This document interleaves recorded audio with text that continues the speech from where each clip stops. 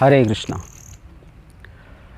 बचपन से ही हमने सुना है, कर्म करो फल की चिंता ना करो, जो हुआ अच्छा हुआ, तुम क्या लेकर आए थे क्या लेकर जाओगे, जो लिया यहीं से लिया।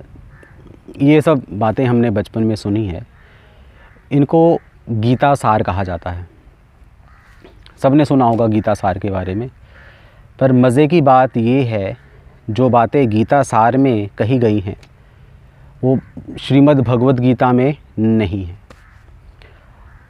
अब ये गीता सार किसने लिखा, क्यों लिखा, क्या सोचकर लिखा, ये तो पता नहीं।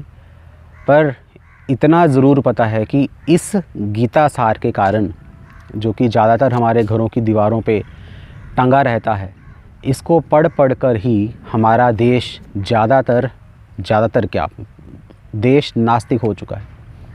लोग गलत दिशा की ओर जा रहे हैं, क्योंकि गीता का संदेश बिल्कुल ही उल्टा है। जैसे अगर मैं ये कहूँ कि उसकी माँ को कोरोना हो गया तो अच्छा हुआ, गीता में लिखा है। या मैं कहूँ कि तुम बस अपनी जॉब करते रहो, काम करते रहो, सैलरी की चिंता मत करो मिले या ना मिले, क्योंकि गीता में लिखा है।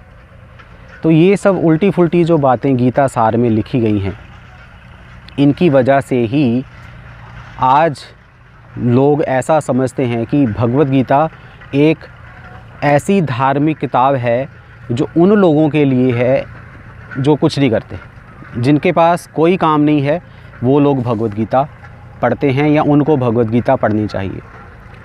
पर भगवत गीता के लिए विद्वानों का ऐसा मत है, विद्वान कहते हैं भगवत गीता के बारे में, सर्वो उपनिषदो गावो दोग्धा गोपाल नंदना, कि ये जो गीता है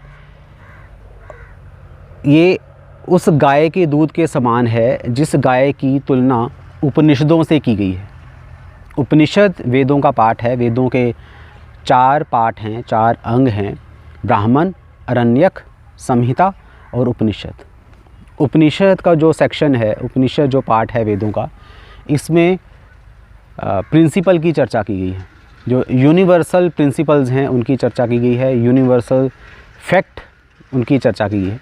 जैसे 2 और 2 4 होते हैं, ये सिर्फ ये नहीं है कि सिर्फ हिंदुओं के लिए 2 और 2 4 होते हैं, सबके लिए 2 और 2 4 है, क्योंकि 2 और 2 4 यूनिवर्सल फैक्ट है।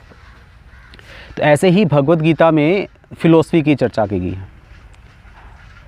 इस संसार में जितनी भी फ़िलोसफीज़ हैं उन सब की चर्चा की गई है। या जो भारत में जो षड दर्शन जो फ़िलोसफीज़ हैं उनकी चर्चा की गई है।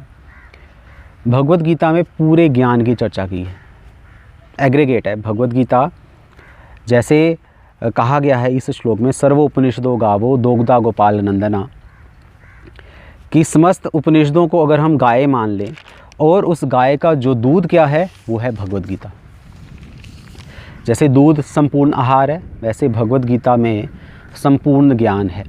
अगर हम मात्र भगवत गीता पढ़ेंगे तो हमें और कोई शास्त्र पढ़ने की ज़रूरत ही नहीं है।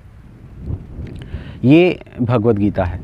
जो गीता सार है, गीता सार ने तो भगवत गीता को छुआ तक नहीं। एक्चुअली भगवत गीता क्या है? भगवत गीता के लिए कहा गया है, विद्वानों का ऐसा मत है, एकम शास्त्रम देवकी पुत्र गीतम, एको देवो देवकी पुत्र एव, एको मंत्रस्य नमानि यानि, कर्मापि एकम तस्य देवस्य सेवा। कि भगवत गीता क्या है? एकम शास्त्रम देवकी पुत्र गीतम, कि एक ही शास्त्र है देवकी पुत्र का गीत। अब देवकी पुत्र कौन है? कृष्ण। भगवत गीता के अनुसार, सब शास्त्रों के अनुसार, अगर भगवान हैं तो वो भगवान कौन है? वो देवकी पुत्र कृष्ण। भगवत गीता के जो वक्ता हैं वो आम इंसान नहीं, वो स्वयं भगवान है। ये भगवत गीता है। अगर हम भगवत गीता को समझना चाहते हैं तो पहली ये आपको ये समझना पड़ेगा कि कृष्ण ही भगवान है जो भगवत गीता बोल रहे हैं। और गीता का सार क्या है, या किसी भी किताब का, कोई भी ग्रंथ का अगर सार हम निकालना चाहते हैं, उसका मैसेज क्या है, तो उसके लिए शास्त्रों में एक फॉर्मूला दिया गया है। वो फॉर्मूला क्या है? उस फॉर्मूला को षडलिंग या तात्पर्य लिंग कहा जाता है। षडलिंग अर्थात जिसमें 6 चीज़ें हैं या 6 पॉइंट्स हैं, 6 तथ्य हैं, जिनके आधार पर आप उस किताब का मर्म निकाल सकते हैं, वो किताब क्या कहना चाहती है। पहला तथ्य क्या है? उपक्रम, उपक्रम, उपसंहार। उपक्रम उपसंहार क्या होता है कि वो किताब की स्टार्टिंग क्या है और उस किताब की एंडिंग क्या है, शुरू में क्या कहा जा रहा है और लास्ट में क्या कहा जा रहा है। दूसरा अभ्यास, अभ्यास मतलब रिपीट क्या हो रहा है। तीसरा है अपूर्ववत, कि इस किताब में नया क्या है या यूनिक क्या है। चौथा है फल, फल अर्थात ये जो बुक है ये क्या देना चाहती है या इस किताब को पढ़कर मिलेगा क्या। पांचवा है अर्थवाद, अर्थवाद का मतलब है कि किसकी प्रेज़ हो रही है, किस चीज़ की प्रेज़ हो रही है इस किताब में। और छठा है युक्ति, युक्ति का मतलब कि इस किताब में लॉजिक क्या चल रहा है, थीम क्या चल रहा है। और अगर हम बात करें भगवद गीता की, तो भगवद गीता आप इन्हीं 6 स्टेप्स में देखो कि क्या चल रहा है भगवद गीता। उपक्रम उपसंहार, भगवद गीता स्टार्टिंग यहाँ से हो रही है। संजय पूछ रहा है धृतराष्ट्र से कि धृतराष्ट्र संजय से पूछ रहा है कि धर्म क्षेत्रे कुरुक्षेत्रे समवेता युयुत्सव, मीनिंग संजय जो कि मंत्री था धृतराष्ट्र का, पूछ रहे हैं कि युद्ध क्षेत्र में, धर्म क्षेत्र में मेरे और पांडु पुत्रों ने क्या किया। लास्ट में इसका उत्तर संजय दे रहे हैं कि जहाँ कृष्ण है, जहाँ अर्जुन है, वहाँ नीति है, वहाँ धर्म है, वहाँ श्री है, वहाँ विजय है। सिंपल कंक्लूजन है। उपक्रम धृतराष्ट्र ने प्रश्न पूछा और उसका उत्तर संजय ने दे दिया कि जहाँ कृष्ण है, यहाँ अर्जुन है, वहाँ विजय है, विजय होगी। या आप ये समझो कि उपक्रम में पहला अक्षर है धर्म और आखिरी अक्षर है उपसंहार का ममा, धर्म ममा, कृष्ण ही धर्म है। दूसरा है अभ्यास, रिपीट क्या हो रहा है भगवद गीता में, क्या रिपीट हो रहा है। अब भगवद गीता के हर अध्याय का, भगवद गीता में टोटल 18 अध्याय हैं, हर अध्याय का आखिरी श्लोक आप पढ़िए क्या है, वो भक्ति की ओर ही इशारा कर रहा है कि भक्ति करनी चाहिए। अपूर्ववत, नया क्या है, यूनिक क्या है। अब भगवद गीता की यूनिकनेस क्या है, भगवद गीता जैसे कि समस्त शास्त्रों का सार है, वेदों का मैसेज क्या है।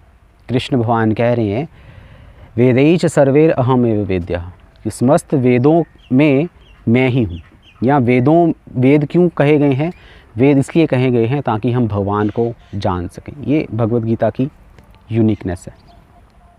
और चौथा है फल, बुक क्या प्रॉमिस कर रही है, माशुचाह, कृष्ण भगवान कह रहे हैं कि तुम डरो मत, मैं तुम्हें मोक्ष दूंगा। ये भगवद गीता का फल है। इस संसार से, इस प्रपंच से निकलकर हम भगवान के पास जा सकते हैं, ये भगवद गीता हमें प्रॉमिस करती है। और पांचवा अर्थवाद, किसकी प्रेज़ हो रही है, पूरी भगवद गीता में भगवान की भक्ति की प्रेज़ हो रही है।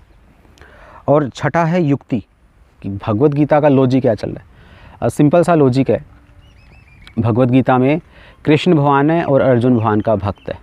अब एक भगवान अपने भक्त को, जो कि धर्म संकट में है, उसको धर्म संकट से उद्धार करने के लिए, उसका उद्धार करने के लिए उसको आत्मज्ञान दे रहे हैं कि हम शरीर नहीं, हम आत्मा है। और आत्मा का कर्तव्य क्या है, भगवान श्री कृष्ण की बात मानना। ये लॉजिक है, यही पूरा भगवद गीता का थीम चल रहा है। तो अगर हम ये 6 पॉइंट्स देखेंगे तो भगवद गीता क्या मैसेज दे रही है, क्या सार है भगवद गीता का। तो भगवद गीता का सार क्या है कि हम आत्मा हैं और हमारे जीवन का लक्ष्य क्या है, भगवान श्री कृष्ण, उनकी शरण ग्रहण करना, उनकी बात मानना, उनकी भक्ति करना।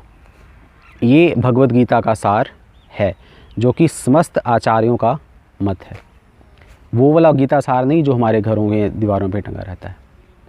तो इस तरीके से हम सत्य को जानें। भगवद गीता का सार कर्म करो फल की चिंता करो, वो सब चीज़ें नहीं है।